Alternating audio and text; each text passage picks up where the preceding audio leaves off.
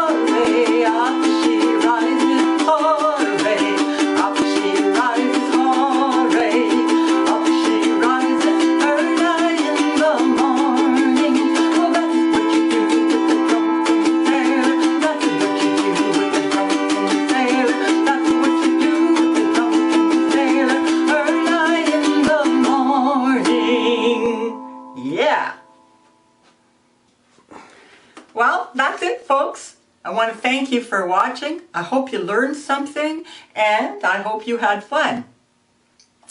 Please give me a thumbs up, like, or subscribe, or do both. That would be great. Come back again. We have lots more songs to go. Bye-bye.